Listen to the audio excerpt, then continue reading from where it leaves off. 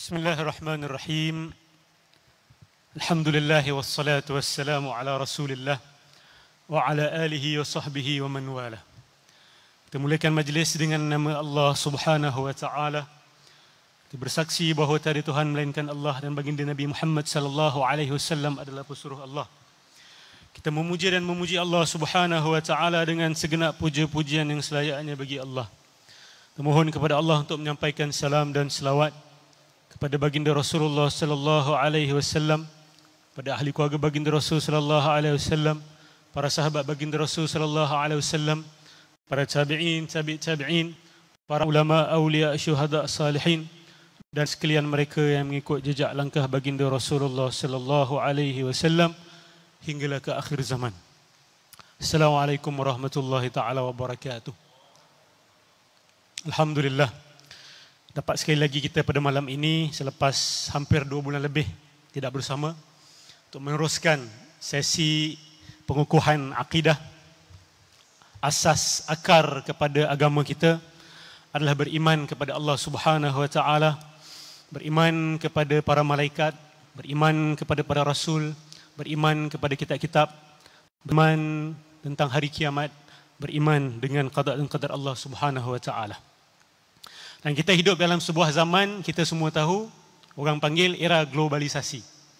Era tanpa sempadan. Khususnya selepas ada internet, ada smartphone, kita boleh get access, kita boleh pergi ke mana-mana sahaja, website ataupun YouTube video, ataupun artikel apa saja yang kita nak baca sekarang ni di hujung jari sahaja. Kalau 20-30 tahun dulu, tak mungkin perkara ini berlaku. Maka macam-macam persoalan baru dalam bab akidah timbul. Macam-macam serangan, macam-macam cabaran, macam-macam kekeliruan yang kita tak pernah dengar dulu. Sekarang ni seperti satu gelombang datang tanpa henti. Maka pembelajaran agama kita juga harus selari dengan perubahan yang besar itu. Pembelajaran agama kita tidak boleh kekal seperti mana diajar 20 tahun lepas, 10 tahun lepas, 30 tahun lepas. Harus ada perubahan yang besar. Perubahan yang pertama adalah kita harus menangani cabaran ini secara berhadapan. Bukan secara berkias lagi, bukan secara berlembut lagi, tetapi secara berhadapan dengan berani. Kerana sebagai umat Islam, kita tidak takut dengan cabaran apa saja yang datang. Daripada falsafah mana, daripada agama mana, daripada pemikir mana, kita boleh berhadapan head on. Ya. Tadi Ustaz Hambali datang pada saya, dia kata, Ustaz boleh sentuh tentang satu isu yang sedang merebak sekarang ni. Dia kata ada orang mempersoalkan bila kita ucap syahadah asyhadu an la ilaha illallah, asyhadu anna Muhammadur Rasulullah, Muhammad itu siapa? Ditujukan kepada Muhammad yang mana? Sebab kita semua ada nama Muhammad. Saya nak bilang Ustaz nak tolak jawab soalan ni, sebab soalan ni orang yang bertanya ni dia bukan jujur, keliru. Saya yakin tidak ada orang yang jujur keliru tentang Muhammadur Rasulullah itu. Yang bertanya adalah orang yang ingin membuat masalah ataupun tidak ada kerja, suka-suki untuk menimbulkan soalan-soalan yang pelik-pelik. Yang jujur keliru, saya yakin tidak ada. Ustaz, saya betul keliru ni Ustaz, Muhammad yang mana satu ni? Siapa dekat sini ada jumpa, tolong angkat tangan, tolong jumpakan saya dengan sahabat itu. Tapi yang nakal-nakal memang ramai. Yang nakal-nakal ya, duduk kedai kopi, tak ada kerja kan. Timbul soalan-soalan yang bukan-bukan tentang agama. Itu memang ramai. Jadi saya rasa macam tak nak jawab, kerana saya tahu awak boleh jawab soalan ni. Kita panggil isteri kita pun, ada kita panggil full name ke? Kan? Aminah, abang Aminah yang mana satu? Kan? Aminah sebelah ke, Aminah sini ke, Aminah kampung sebelah ke? Kan? Kalau kita jujurlah, keliru tentang Muhammad yang mana satu dalam Muhammadur Rasulullah itu, maka setiap kali kita memanggil nama orang, kita kena panggil dengan nama penuh. Bahkan kadang-kadang nama penuh pun tak cukup, kita kena letak nama tok nenek moyang, sebab kadang-kadang nama penuh pun sama. Betul? Saya secara jujur tak pernah jumpa orang seperti ini. Saya hanya jumpa orang yang nakal sahaja. Jadi orang seperti ini, cara kita menangani soalan dia itu bukan dengan jawapan secara logik, tetapi dengan membetulkan sikap dia. Dia ada masalah dengan agama. Dia tidak faham peranan agama itu. Ada orang menganggap agama ini adalah bahan perbualan di kedai kopi. Bahan perbualan untuk menunjuk siapa yang lebih bijak, siapa yang lebih pandai, siapa yang lebih berilmu. Pada mereka, agama bukan untuk mengubah manusia. Agama bukan untuk menjadikan manusia menjadi orang yang lebih berakhlak, yang lebih bijaksana, yang lebih berilmu. Bukan. Bagi orang seperti ini, agama adalah untuk menghabiskan elio sahaja. Untuk berfalsafah yang tidak ada kena-mengena dengan kehidupan manusia. Yang tidak mengubah apa-apa daripada yang buruk kepada baik langsung. Orang seperti ini kita tegur sikap dia. Kita tidak perlu tegur dia punya hujah. Sebab tak ada hujah pun sebenarnya. Dia tidak memperkenalkan, mengkedepankan apa-apa hujah pun. Betul tak? Saya rasa ada soalan yang lebih berat lagi yang telah dan masih lagi disebarkan di Malaysia ini. Dia berkaitan juga dengan Muhammad Rasulullah. Ada orang kata, orang ni terkenal, ya. Dia ahli politik. Dia kata, siapa yang sebut Muhammad Rasulullah itu dia orang munafik, dia kata. Nampak benda yang bukan-bukan ni dah semakin hari semakin timbul. Siapa yang kata sebut Muhammad Rasulullah dia munafik? Saya pun tanyalah apa hal munafik lah pula. Dia kata cuba buka suratul munafikun. Tengok. Dia bukan tak ada dalil, dia ada dalil. Tapi pemahaman dalil dia tunggang-langgang. Dalam suratul munafikun ayat yang pertama, Allah Subhanahu Wa Taala berfirman, ingatlah ketika datang kepada kamu orang-orang munafik. Idza ja'akal munafiquna qalu nashhadu annaka la rasulullah. Ingatlah Muhammad ketika orang-orang munafik itu datang kepada kamu dan berkata kepada kamu bahawa ya Muhammad, kami bersaksi bahawa kamu adalah Rasul Allah. Siapa kata? Orang munafik yang kata. Jadi dia kata, tengok, siapa yang sebut Muhammad Rasulullah dia sama munafik. Sebab itu kata-kata orang munafik. La haula wala quwwata illa billahil azim. Orang macam ini senang je. Kita ambil Quran yang ada terjemahan, duduk bersama-sama dengan dia. Kita baca Quran bersama-sama dengan dia, kita minta dia baca daripada ayat pertama sampai habis suratul munafikun ini. Betul? Sebab kalau nak faham ayat ni, awak kena tengok ayat yang kedua. Ayat kedua, minta maaf, bukan ayat kedua. Dalam ayat pertama sendiri Allah dijelaskan maksud dia apa. Mereka ni orang munafik ni, dia datang jumpa Nabi. Yalah, orang munafik ni dia nak menunjukkan yang dia dengan kita. Jadi dia kena cakap sesuatu. Dia tak boleh sembunyikan dia punya lakonan, dia kena tunjukkan lakonan. Jadi dia jumpa Nabi Muhammad SAW, dia kata, sesungguhnya kami bersaksi bahawa kamu adalah Rasulullah. Dia kena cakap lah. Dia kena cakap benda tu. Kemudian Allah kata apa? Sesungguhnya Allah tahu bahawa kamu adalah Rasulnya. Dan Allah bersaksi bahawa munafikun ini, mereka adalah orang-orang yang berdusta. Nah, itu cerita dia. Nah, ini bila ambil Quran sekerat-sekerat. Bila ambil Quran sekerat-sekerat. Allah menunjukkan bahawa syahadah mereka itu palsu. Memang betul mereka cakap, tapi syahadah mereka palsu. Pengakuan mereka itu menipu saja. Sama juga ada seorang ni. Ini pun terkenal juga kat YouTube ni, orang Malaysia. Saya tengok YouTube dia sampai 70,000 orang tengok.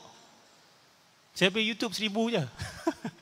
Bukan dengki, tapi kita pelik. Garuk kepala saya. Tahu apa dia cakap? Dia ni, dalam YouTube dia bercakap tentang isu hakikat, tarikat, ma'rifat. Masya Allah, benda-benda yang besar-besar. Yang besar lah, tapi tak bermaksud isinya betul. Istilah yang digunakan, istilah yang besar-besar. Bukan boleh orang awam, biasa-biasa untuk bercakap tentang benda-benda tu. Jadi ada orang tanya soalan, awak ni solat ke tidak? Dia kata, saya tak solat. Dia kata. Tahu kenapa? Sebab Allah berfirman dalam Al-Quran, Fawailul lil musallin alladzina hum an salatihim sahun.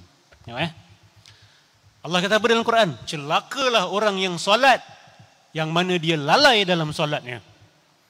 Jadi dia kata, saya ni bila solat, saya belum lagi dapat jaga hati saya. Saya lalai dalam solat saya. Jadi daripada saya dilaknat oleh Allah, dikatakan celaka oleh Allah, lebih baik saya tak solat. Apa macam? hujah-hujah seperti ini akan makin berleluasa di negara ini. Ini adalah petanda di mana hormat kepada ulama yang sebenar telah hilang. Orang dah tak tahu mana satu ulama, mana satu ulah dalam semak. Betul tak?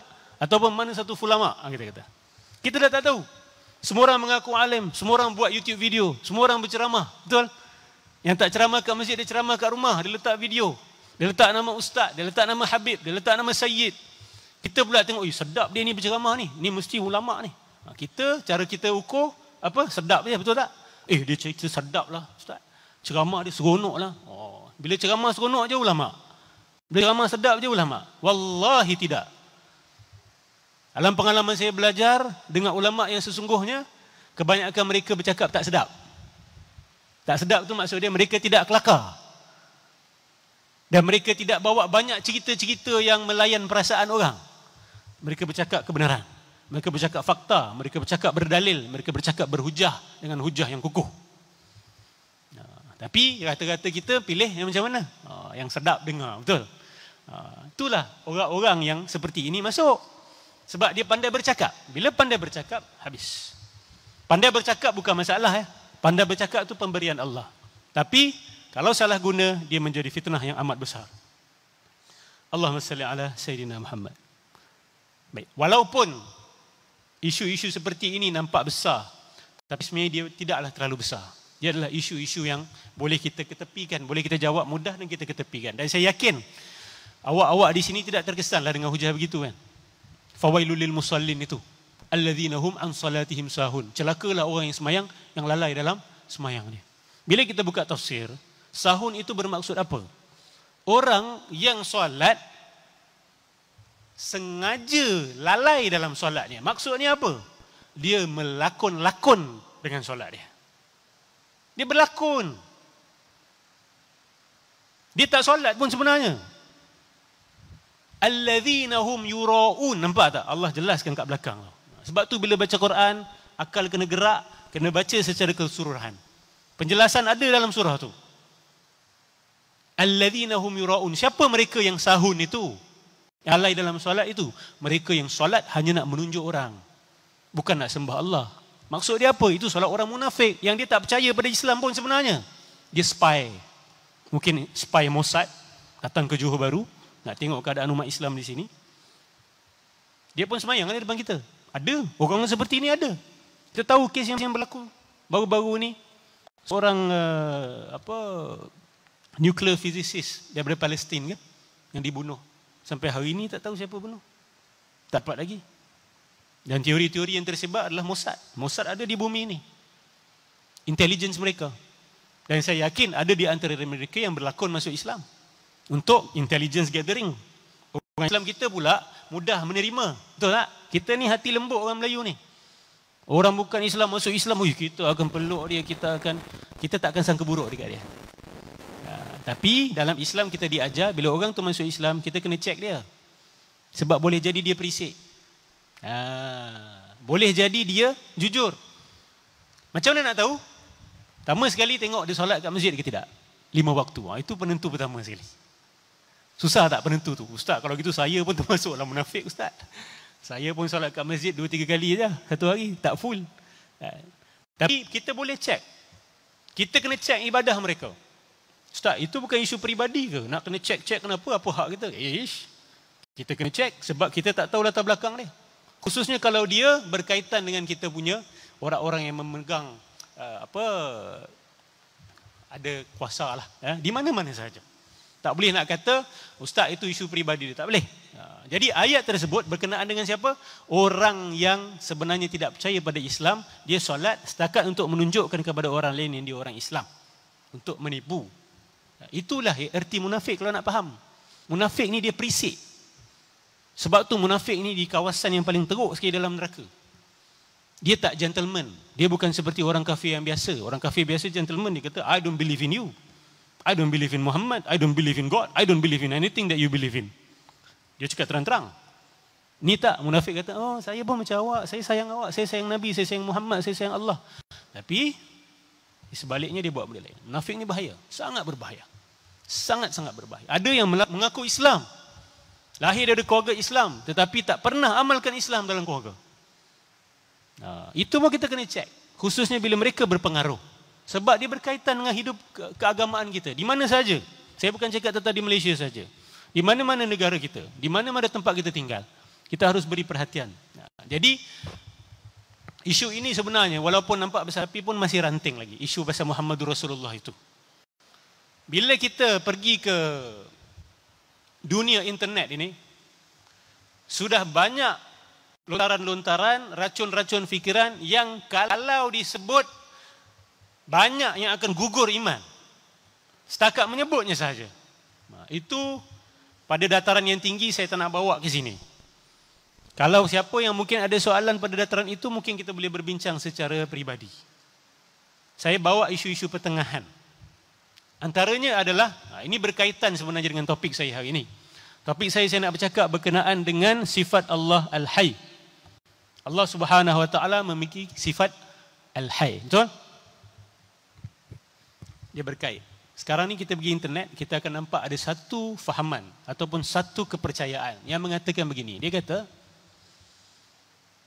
dalam kewujudan ini yang ada hanya benda-benda yang berbentuk fizikal, jasmani, jasadi sahaja.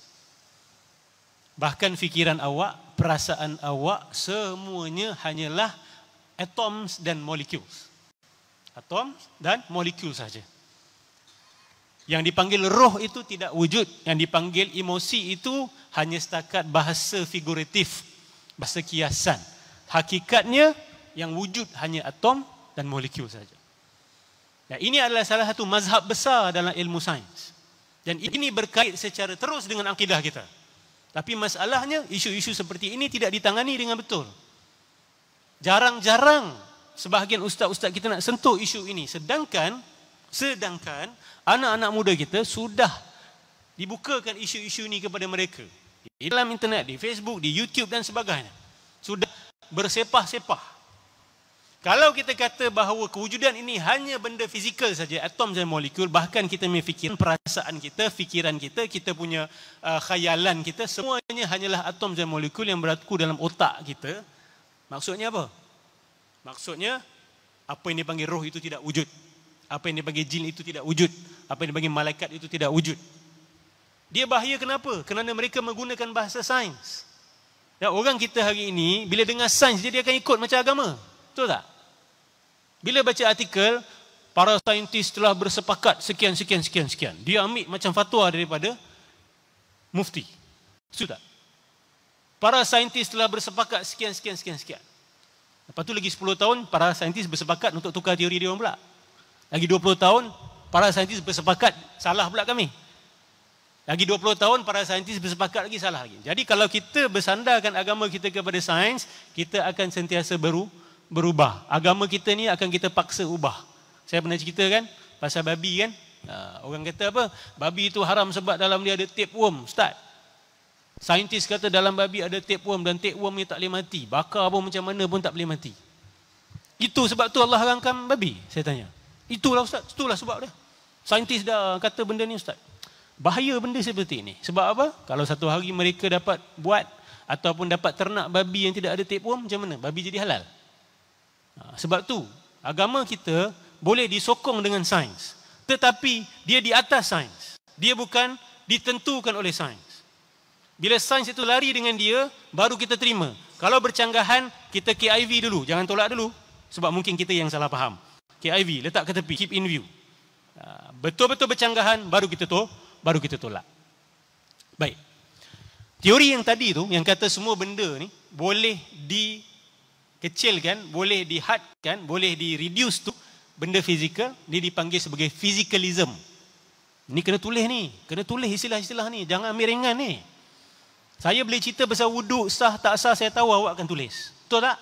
Kalau saya kata, saya akan kasih awak satu ayat yang boleh halau jin daripada rumah, saya yakin semua akan keluar kertas, keluar handphone, tulis. Ambil perhatian.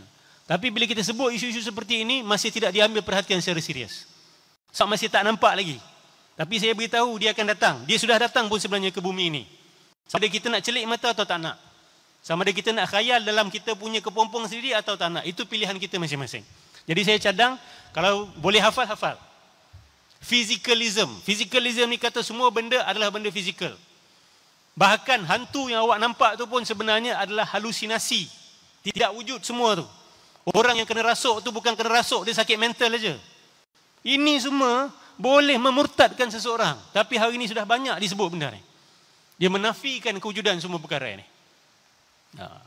Baik. Letak poin ni sekejap kat tepi. Salah satu sifat Allah, apa dia? Al-Haya. Ataupun Al-Hayy. Al-Hayyul Qayyum. Betul? Saya yakin ramai dekat sini ada buat zikir. Ya Hayyu Ya Qayyum birahmatika astaghith. Betul? Wahai yang maha hidup, yang maha qayyum. Qayyum itu maksudnya apa?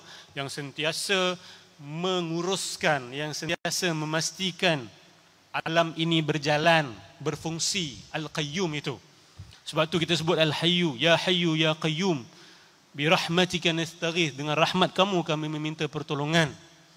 Kena fahamkan erti qayyum itu. Besar makna qayyum itu. Hayy, apa maksud hidup? Hidup tu tak matilah ustaz, kan? Itu biasa orang ajar akidah begitu, kan? Kita dah tak boleh pada dataran itu, saya seru. Kita dah tak boleh berhenti pada dataran itu. Kita harus bertanya, hidup itu apa? Sebab anak kita pergi sekolah, belajar biologi, dia terangkan apa itu life. Apa tu animate matter, apa tu inanimate matter. Betul tak? Kenapa kita dalam akidah tak cerita benda ni? Nanti dekat masjid belajar lain, dekat sekolah belajar lain. Itu berlaku pencanggahan. Bila berlaku pencanggahan, semangat iman tak kuat. Bila tak kuat, nak solat ke? Nak bayar zakat ke? Nak pergi haji ke? Nak puasa ke sungguh-sungguh? Tak. Sebab tu akidah goyang dah. Satu krisis besar yang sedang berlaku di Malaysia sekarang ni adalah isu kesihatan mental.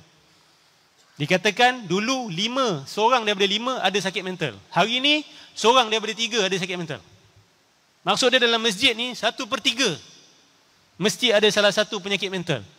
Sama ada depression, anxiety disorder, bipolar, skizofrenia, ADHD, mesti ada salah satu dia kata. Jadi saya bertanya, macam mana boleh timbul isu? Kenapa boleh ada krisis sakit mental ni? Pada pandangan saya, ia berkait dengan krisis akidah sebenarnya. Kita tak tahu apa kita percaya. Kita tak tahu apa yang kita syahadahkan. Kita baca Quran, kita sebut Quran tapi kita tak baca Al-Quran. Mana boleh orang Islam kena penyakit mental seteruk begini? Ini menunjukkan ada masalah pada iman kita. Dia tak masuk dalam hati kita. Dia hanya masuk pada dataran budaya saja. Bapa saya Islam, saya pun Islam. Ustaz saya suruh percaya Allah ada, saya percaya Allah ada. Tak boleh, kena masuk dalam lagi. Kalau tak masuk dalam lagi, awak tak ada immune system. Awak akan kena serang teruk-teruk dan awak tidak ada pertahanan. Jangan bilang saya tak beri peringatan. Setiap kali saya datang masjid ni, peringatan yang sama saya berikan. Betul? Adik ni saksi saya. Tolong ambil berat benda ni. Baik. Apa itu hidup? Bila kita sebut Allah Maha Hidup. Bukan matilah ustaz. Okey, mati itu apa? Mati itu tak bergerak lah ustaz. Jadi maksud dia semua benda tak bergerak itu mati. Batu itu hidup ke mati batu? Dalam pandangan Islam. Dalam akidah Islam. Kalau tanya sains barat, dia kata inanimate matter. Benda tak hidup, betul? Tapi dalam Quran Allah sebut apa?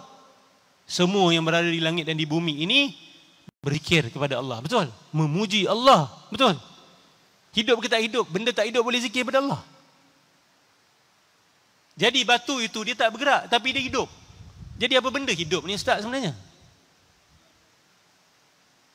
Tak bernafas. Batu bernafas ke tak saya tak tahulah. Tapi yang penting batu berzikir. Setuju? Pokok berzikir, setuju? Tanah berzikir, burung berzikir. Hidup ke tak hidup buat batu ni? Besi. Besi berzikir pada Allah, berzikir pada Allah. Pernah tak batu beri salam pada Rasulullah? Pernah. Yusallimu alaihi al-husah. Husah ni batu-batu kerikil, beri salam pada Rasulullah. Cuba bayangkan awak jalan, batu beri salam. Assalamualaikum ji. Tengok batu. Bayangkan Rasulullah mengalami benda tu. Ya, Allahu Akbar. Jadi apa benda hidup, apa benda mati? Kita dah belajar sifat 20 dah bertahun-tahun dah. Tapi tak pernah ada ustaz. Sebab ustaz pun tak buka soalan kadang-kadang. Ustaz pun kata tak payah tanya soalan dah. Percaya aja. Tak boleh lah, tak boleh. Zaman ni tak boleh. Salah besar bila kita teruskan begitu zaman ini. Tak boleh. Jadi awak, kalau guru tak tanya, awak kena tanya. Ustaz kata tadi hidup. Hidup apa benda ni ustaz? Hidup. Mati ni apa? Allah hidup, dia tidak mati. Sekarang ini, di barat, antara isu besar dalam ilmu psikologi, persoalan yang paling besar yang diorang tanyakan, yang diorang sedang berusaha untuk selesaikan, adalah isu what is consciousness? Consciousness. Consciousness itu apa benda? Consciousness ini, kalau nak terjemah bahasa Melayu, kesedaran diri. Macam mana kita ni boleh sedar akan diri kita sendiri? Macam mana kita ni boleh berfikir tentang fikiran kita sendiri? Macam mana kita ni boleh berfikir tentang fikiran kita yang memikirkan tentang fikiran kita sendiri? Kalau kita ni hanya setakat atom dan molekul, macam robot, kenapa kita ada pengalaman dalaman? Pengalaman dalaman ni apa? Kita ada perasaan, betul? Yang seorang-seorang kita boleh berfikir diam-diam, tak bercakap, dalam berfikir, kelentang-kelentung dalam kepala otak, dalam hati kita. Ingat pengalaman dulu, fikir nak buat apa lepas ni, nak rancang buat bisnes apa lepas ni, kecil hati dengan apa isteri kita cakap, kan? Macam-macam berlaku dalam hati. Itu dipanggil consciousness. Kita mengalami diri kita sendiri. Dia kata macam mana manusia boleh begitu? Ni soalan orang Islam tak tanya dah, sebab orang Islam dah masuk syurga confirm. Betul tak? Minta maaf saya sindir. Orang Islam tak tanya lagi soalan ni, tahu kenapa? Sebab dia confirm masuk syurga. Dia dah tak payah cari jawapan bagi soalan ni. Orang bukan Islam yang tolong cari soalan, jawapan ni. Sedangkan ni antara perintah Allah. Dalam Quran Allah kata apa? Fasiru fil ardi fanzuru kaifa bada'al khalq. Allah tanya. Berjalanlah kamu di atas muka bumi ini dan fikir, cari jawapan, kaji macam mana wujudnya alam ni. Allah tanya, macam mana boleh ada penciptaan ini? Itu perintah Allah tu, itu ilmu kosmologi itu. Mana pakar kosmologi kita dalam masjid ini? Tak payahlah pening-pening kepala, buat apa pening-pening, Islam ni senang. Itu siapa suruh? Saya suruh ke Allah yang suruh? Allah yang suruh. Allah suruh kita buat kajian mendalam. Jangan suka kita atas air ni, on the surface saja. Jadi kita kena tanya, macam mana kita boleh berfikir? Daripada mana datang fikiran kita ini? Macam mana kita nak jelaskan kepada orang bukan Islam tentang roh? Apa itu hidup? Kita buka kitab Imam Al-Ghazali. Saya bercakap ni bukan menerawang, kita ada rujukan. Ulama-ulama kita dah bercakap tentang benda ni sebenarnya. Yang saya sedih adalah benda ni telah diperkatakan oleh para ulama kita. Bukan dia nak cerita, dia orang dah cerita. Kita tak bongkar, kita tak baca, kita tak nak baca dan kita tak nak fikirkan. Sebab apa? Berat. Malas. Susah. Habislah. Kalau askar dah malas nak berlari, kalau askar dah malas nak main senapang, kalau askar dah takut masuk hutan, siap-siaplah untuk gadai negara. Betul tak? Kalau musuh lebih berani, kalau musuh lebih kuat, kalau musuh lebih bersungguh-sungguh buat kajian, bersiap-siaplah untuk gadai. Betul? Jadi sekarang ni, apa yang Imam Ghazali sebut? Mereka dah cerita benda ni. Sedih sungguh saya. Lama dah kita tak cerita benda ni dalam masjid kita. Orang cerita kat universiti je. Apa takrif Allah Al-Hayy dalam kitab Al-Iqtisad fil I'tiqad yang ditulis Imam Ghazali? Siapa dah baca kitab Al-Iqtisad di sini? Al-Azhar ke? Belajar di mana? Sini. Ada baca Al-Iqtisad? Siapa pernah baca Al-Iqtisad di sini?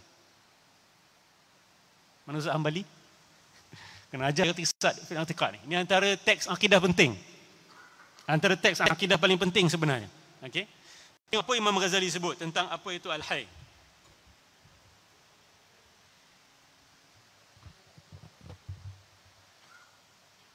La na'ni bil hayy illa ma yash'uru bi nafsihi wa ya'lamu dhatahu wa ghairahu. Allah, clear sungguh penjelasan dia. Dia kata, yang kami maksudkan dengan hidup itu adalah dia ataupun sesuatu yang sedar akan dirinya sendiri, kenal zat diri dia dan mengenali selain daripada diri dia. Itulah yang dipanggil sebagai hidup. Robot hidup ke tak robot? Kalau awak kata hidup tu bergerak, robot pun hidup. Betul tak? Robot tak hidup. Sebab apa? Sebab ini. Robot itu tidak ada kesedaran diri. Dia tak tahu diri dia sendiri. Komputer awak kat rumah tak kenal diri dia. Ada siapa kat sini boleh buktikan pada saya komputer awak kat rumah tu dia kenal diri dia? Handphone awak ni dia kenal diri dia sendiri. Dia boleh bercakap, kan? Kalau pakai iPhone ada Siri. Kalau pakai Google Android dia adalah dia punya artificial intelligence dia itu. Kan? Tapi bila dia bercakap dengan kita, adakah bermaksud dia sedarkan diri dia sendiri? Kita yakin dia tidak sedar diri. Dia hanya mengulang apa yang telah dirakam oleh programmer dia. Tapi dia tak sedar apa dia buat. Dia tak sedar akan kewujudan diri dia sendiri pun dia tak sedar. Jadi kita tak boleh panggil robot itu hidup.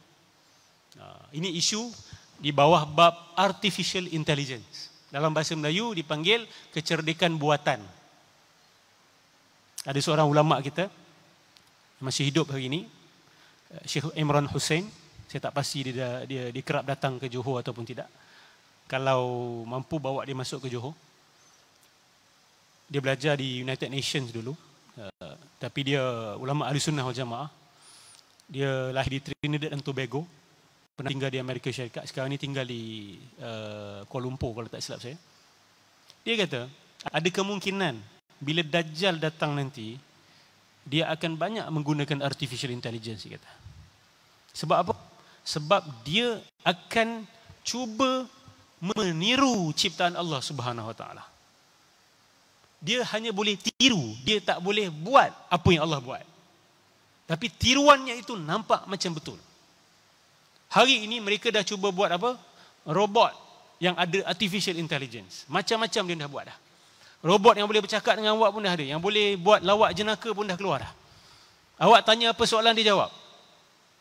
Siapa ada iPhone awak tahu. Siri awak tanya apa soalan. Who is Muhammad? Dia jawab. Kadang-kadang dia buat kelakar lagi. I'm not into religion, dia kata.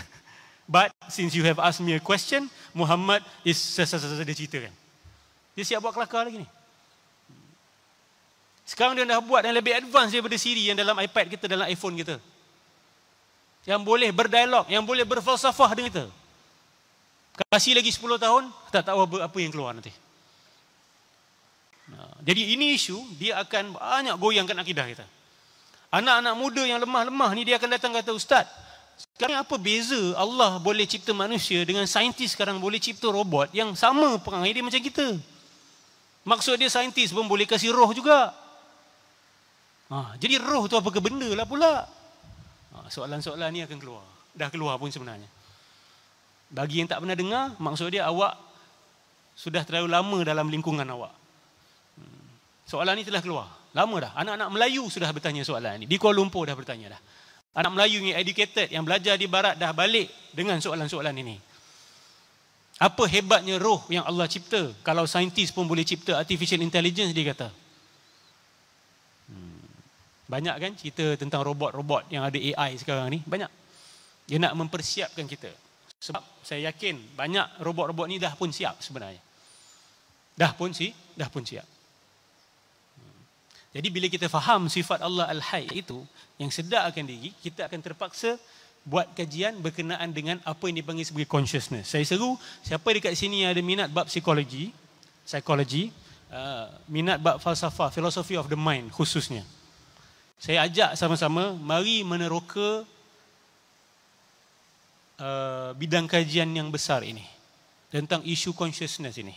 Dan apa kaitannya dengan roh. Ustaz, Allah kata dalam Quran, kamu tak tahu tentang roh kecuali sedikit. Jadi kita jangan buang masa cerita besar roh. Ni orang beragama punya perangai. Tengok. Sebab tu jadi bodoh kita ni.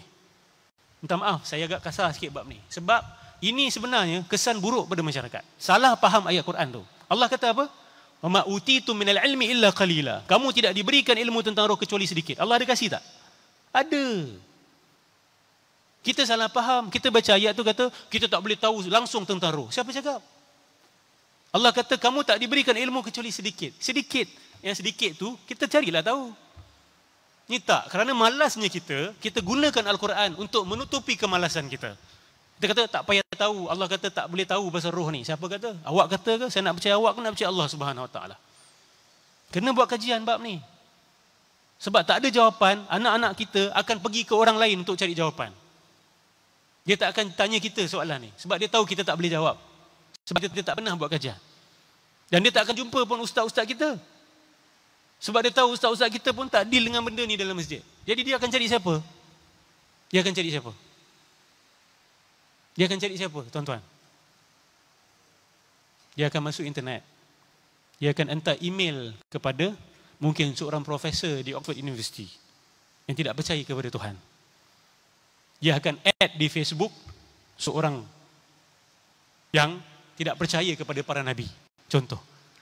Dan dia akan korespon dengan dia orang. Dia akan tanya soalan, minta komen, minta reply. Kita pergi kerja, kita tak sedar. Kita kat luar tengok TV, baca surat khabar, bercakap dengan isteri kita. Anak kita dengan handphone dia, mungkin dia dapat jawapan daripada seorang etis daripada New Zealand, daripada France. Saya nak cerita banyak tapi tak cukup waktu. Cukuplah, mungkin saya boleh bangkitkan tentang isu ini. Bila kita masuk bab Allah Subhanahu Wa Taala itu Maha hidup. Hidup itu kita kena faham betul-betul. Kita kena faham arti hidup. Dia berkait dengan consciousness sebenarnya. Sebab apa? Bukan saya kata, Imam Ghazali kata. Dan hari ini menjadi isu besar. Apa itu consciousness? Apa itu sedar diri? Kucing ada kesedaran diri? Saya yakin ada juga. Tapi bukan tak sama taraf dengan kita punya consciousness. Sebab dia pun ada perasaan juga. Betul tak? Tuan dia mati, dia pun sedih juga. Bakis Anjing dia buat kajian. Anjing ni, tuan dia nak balik rumah, dia dah boleh tahu dah. Dia buat kajian saintifik, letak kamera dekat rumah.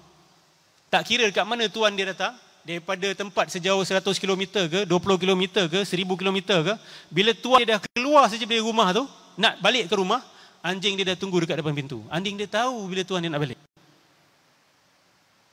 Jadi binatang pun kita belum faham betul sebenarnya. Binatang ni apa benda rupanya.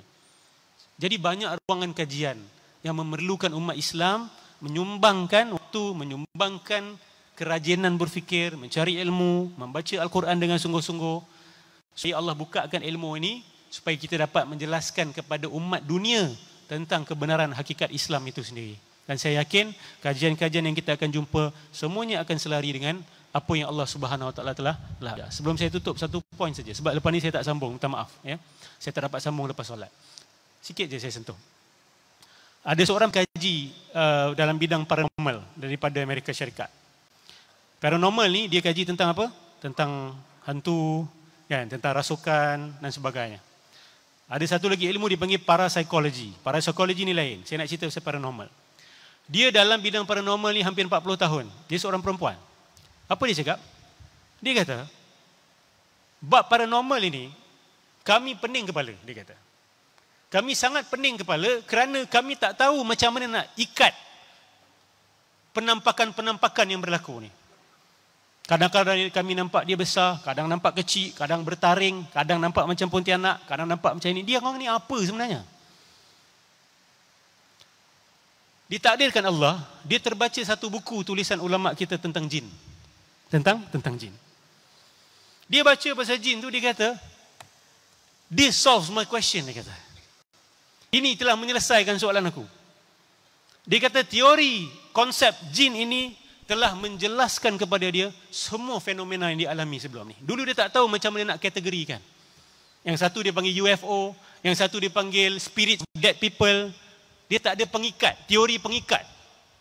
Bila dia baca tentang jin, dia kata, oh this is a jin, dia kata. Dia start baca Quran, start baca Sahih Bukhari, start baca Sahih Muslim.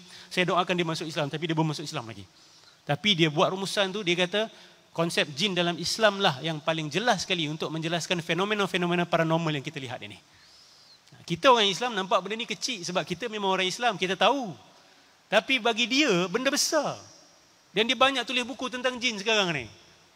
Tukil ayat Quran, tukil sunnah Nabi Muhammad sallallahu alaihi wasallam. Kita tak kaji kenapa? Sebab kita confirm masuk surga. Nah, dia orang kaji ni, masya-Allah tabarakallah. Dan mungkin dengan cara itu ramai orang akan masuk Islam. Patutnya kita yang berada di barisan hadapan Kita yang bantu mereka jelaskan. This paranormal that you are seeing are jin. These voices that you are hearing are jin. Some of it are schizophrenia.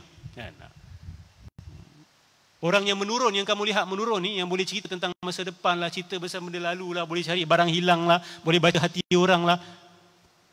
90% of cases adalah jin. 90%. 10% saja mungkin karamah para wali. 90% kebanyakannya adalah gangguan jin dan syaitan. Menurun, jin masuk badan, cakap tentang benda-benda yang manusia tak boleh tahu. Jadi Islam dah jelaskan benda ni. Dan saya yakin bab consciousness pun ada penjelasannya dalam kitab-kitab yang ditulis oleh para ulama kita. Kita buka dan kaji sama-sama insya-Allah. Semoga mengukuhkan sedikit akidah kita pada malam ini dan memberi semangat untuk kita mencari ilmu dengan lebih insya-Allah. Amin ya rabbal alamin. Kita tutup dengan tasbih kafarah dan surah Wal Asr. Bismillahirrahmanirrahim. Subhanakallahumma bihamdika asyhadu an la ilaha illa anta astaghfiruka wa atubu ilaik. Bismillahirrahmanirrahim. Wal 'asri innal insana lafi khusr illa alladhina amanu wa 'amilus salihat wa tawassaw bil haqq wa tawassaw bis sabr. Assalamualaikum warahmatullahi wabarakatuh.